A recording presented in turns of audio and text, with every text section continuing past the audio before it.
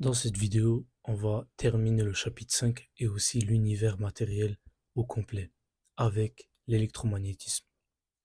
Donc on va commencer avec le champ magnétique d'un fil parcouru par un courant électrique.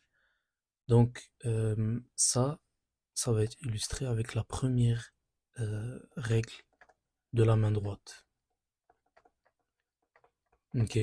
Donc ça, en gros, ça nous permet de trouver c'est quoi de dessiner le champ magnétique, de savoir c'est vers où.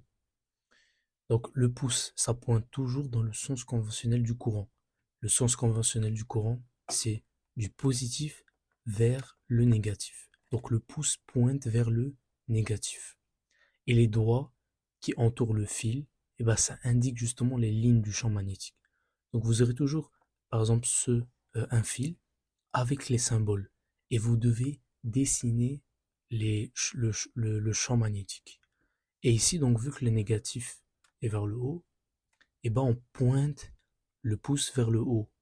Et du coup, les doigts, c'est ça qui va venir former les lignes du champ ici. Et donc, ça va vers la droite. Ok, donc vous pouvez l'illustrer comme ça, donc dans les exercices.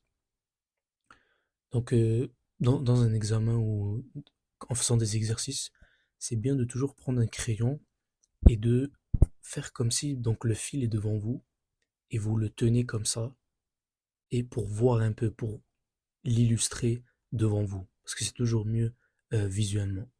Donc c'est ça. Si par exemple ça serait le contraire, donc on aurait un fil et le moins sera en bas, le plus sera en haut, ben on aurait mis le pouce vers le bas. Donc si vous tenez votre crayon, et ben les lignes du champ elles seraient vers là, comme ça,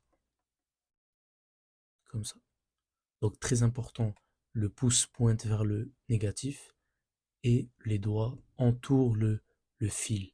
Donc c'est les doigts qui montrent le sens des lignes du champ magnétique. Passons maintenant ensuite au champ magnétique d'un solénoïde qui est STE. Donc les ST, vous pouvez skip cette partie-là. Maintenant la deuxième règle de la main droite, donc ça c'est le champ magnétique d'un solénoïde, c'est déterminé par la deuxième règle de la main droite. Et ça, c'est pour un solénoïde. Donc un solénoïde, c'est quoi? C'est un fil qui est enroulé sur plusieurs boucles. Et donc, il y a deux règles très importantes.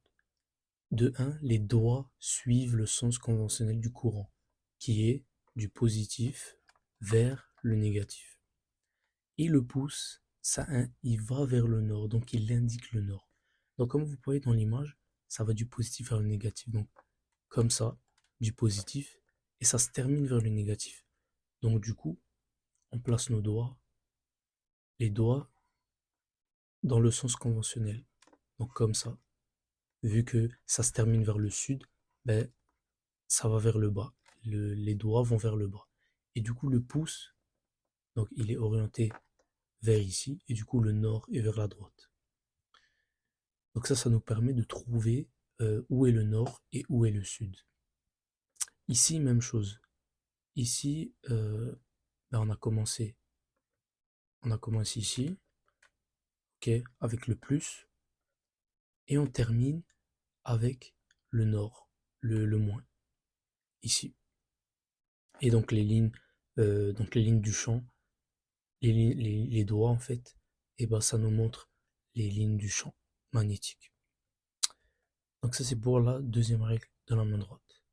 Et finalement, l'électroaimant est justement, euh, j'avais dit une petite information dans la vidéo précédente à propos de la substance ferromagnétique.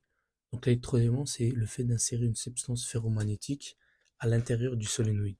Donc on a vu la substance ferromagnétique dans la vidéo passée, et c'est justement une substance qui a la capacité d'acquérir des propriétés magnétiques. Donc ça c'est juste un solénoïde, mais on rentre une substance qui a la capacité d'acquérir des propriétés magnétiques à l'intérieur du solénoïde. Et justement, ça permet, on va voir différentes façons d'augmenter la puissance de l'électroaimant.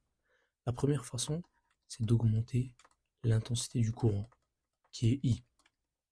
Ensuite, on peut ajouter des spires.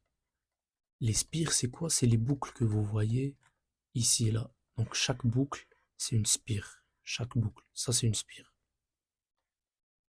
Et finalement, avoir un noyau, un noyau de fer doux. Ça, c'est les trois façons d'augmenter la puissance de l'électroaimant. Donc c'est ça qui boucle le chapitre 5 et qui boucle aussi l'univers matériel